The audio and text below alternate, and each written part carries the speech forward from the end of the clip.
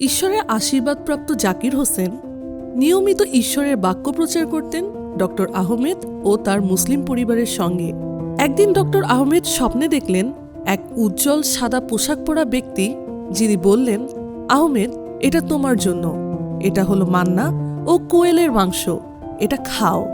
তিনি জাকির হোসেনকে জিজ্ঞাসা করলেন, এই উজ্জ্বল মুখের মানুষটি কে?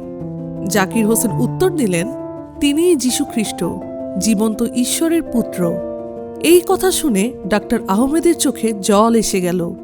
তিনি বললেন, আমি বিশ্বাস করি, আমি যাকে স্বপ্নে দেখেছি তিনিই জীবন্ত যীশু, তিনি আমাকে ডাকছেন।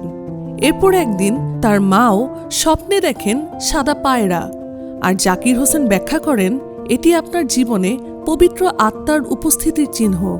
আজ ডক্টর আহমেদ প্রতিদিন যোহনের সুসমাচার পড়েন, যিশু সম্পর্কে জানেন ও পরিবারকেও শেখান। তাদের ঘরে এখন ঈশ্বরের শান্তি ও পবিত্র আত্মার ছোঁয়া বিরাজ করছে।